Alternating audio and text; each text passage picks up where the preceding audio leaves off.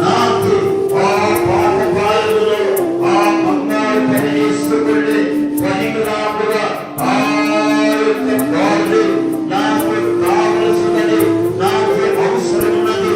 ఓ నాకు దేవుడు నేను కూడా ఎక్కడ ఉన్న వాడిని దేవుడు తెలిసి బాగుపల్లి పట్టణంలో ఎంతో మంది ఉన్నారు, ఎంతో జనం ఉన్నారు. అయినా నీవు ఈ ప్రజలకి సువార్త ప్రకటించడానికి, దేవుడు వాక్యమని చెప్పడానికి నీవు నాకు అవసరమున్నది. హల్లెలూయా. దేవుని స్తోత్రం ఏంటంట?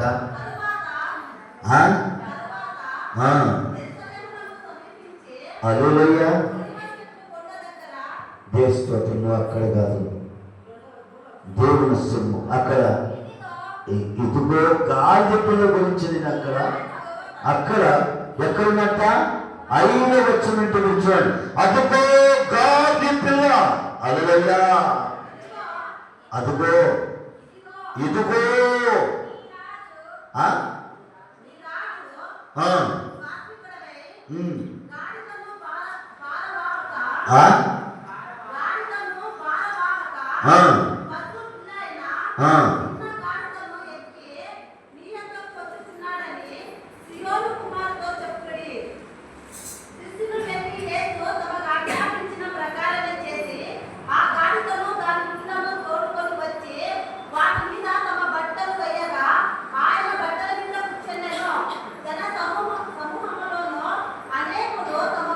నాకేమంటే అమ్మా మీ ఎదుట ఉన్న ఊరికి వెళ్ళి వెళ్ళగానే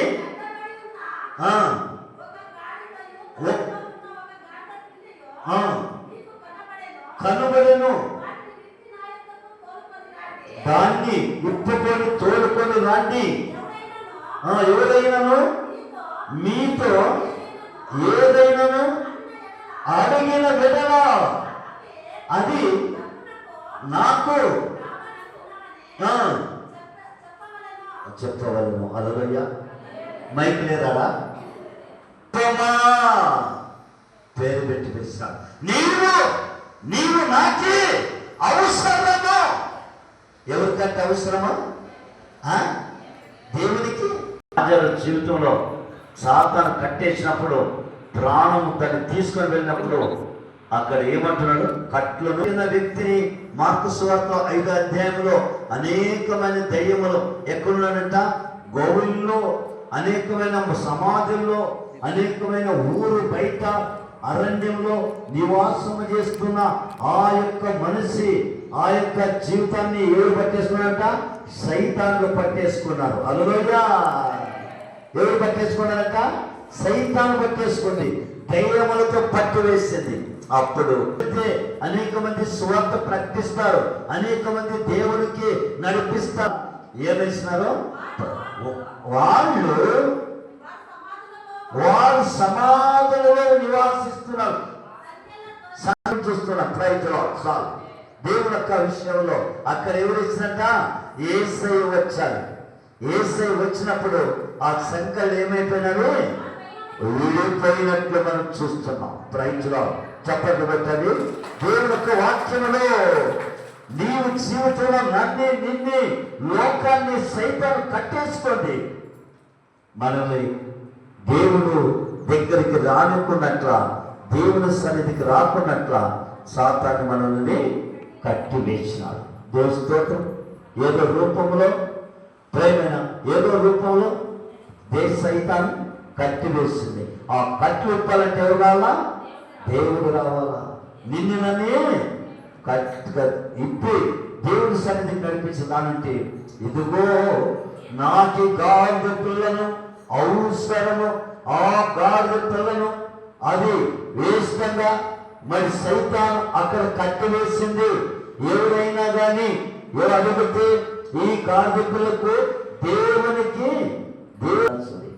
అది పనికి రాకున్నట్లు తీసుకొని కట్టేసినందని, దాన్ని పనికి రాకున్న గాడిదని పనికొచ్చే గాడిదలుగా మనం కూడా పనికి రాకున్న గాడిదలు దేవుని నమ్ముకున్నప్పుడు దేవునితో రాకున్నప్పుడు ఇలువలేని మనుషులు, మరి దేవుని ఇలువలేని మనుషులు, ప్రేమ లేని మనుషులు, కఠినమైన మనుషులు, వాళ్ళతో మనము జనాలు గుర్తింపలేని ప్రజలుగా ఉన్నాము. మనము జీవితంలో ముఖ్యంగా మనల్ని ఎవరు కూడా మనల్ని చేరుకున్న ప్రజలుగా ఉన్నాము. మనల్ని ఎవరు మాట్లాడుకున్న ప్రజలుగా ఉన్నాము. మనకి ఎవరు కూడా మనల్ని కోరం లేని ప్రజలుగా ఉన్నాము. యేసయ్యకు వచ్చినప్పుడు ఆ గాడిదకి ఏమొచ్చిందంట? ఇలువ వచ్చింది. యేసుకు మనం వచ్చినప్పుడు మనకు కూడా ఏమొచ్చింది? ఇలువ వచ్చింది. ప్రైజ్ లార్డ్. ఇప్పుడు మనం ఏమంటారు? దేవుని బిడ్డలు, దేవుని బిడ్డలు, వందనాలండి, వందనాలు అమ్మగారు, నీకు స్తోత్రం, నీకు స్తోత్రం అని ప్రతి ఒక్కరు ఇప్పుడు ఏం చేస్తున్నారు? గుర్తింపజేస్తున్నారు. కాబట్టి దేవుని లోపలికి వచ్చే వారికి ఏమట? ఆశీర్వాదం. దావీదు కుమారుడని ఉత్సాహంతో ఆ గాడిద పిల్లను చూడండి, పనికి రాకుండా గాడిద పిల్లను దేవుడు మోసినప్పుడు ఆ గాలికి ఎవరొచ్చి ఎక్కడ వచ్చింది? ఇల్లు వచ్చింది. హల్లెలూయా. అది ఇల్లు వచ్చింది, గాలికి విలువ వచ్చింది. మనము యేసుప్రభు ఎప్పుడైతే మనం మోచుకున్నామో, యేసుప్రభు శిలువకు ఆ రక్తంతో పాపను కడిగి పడినామో, యేసు నిజమైన దేవుడని ఎప్పుడైతే మనం అంగీకరించుకున్నామో, ఎప్పుడైతే ప్రవర్తన జీవితంలో కలిగి ఉన్నామో, నిజమైన దేవుడని నమ్మి అతను బ్యాప్టిజం తీసుకున్నామో, అప్పుడు మనకి ఇల్లు వచ్చింది. హల్లెలూయా.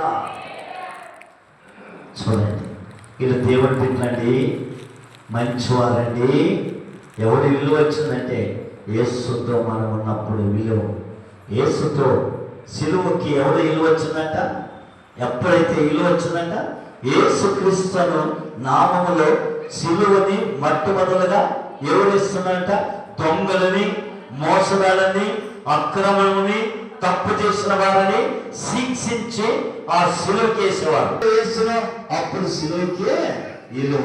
ప్రతి స్థలంలో, ప్రతి గుడికి సిలువ వేస్తారు. ప్రతి ఒక్క చర్చిలో సిలువ ఉంటుంది. ఆ సిలువ విలువ. అప్పుడంతా కూడా సిలువకి విలువ లేదు. Praise Lord. Hallelujah, hallelujah, hallelujah. ఏమంటారు? తిరిగి మనం 9వ వచనంలో వస్తున్నాం. 9వ వచనంలో అక్కడ దావీదు కుమారుడా సీయోను నగరి, అక్కడ మన దేవుడు యొక్క వారు, అక్కడ మనకు కూడా ఆశీర్వాదము లేదు. ఆశీర్వాదం లేకపోయింది. యేసు ప్రభు లేకున్నప్పుడు ఈ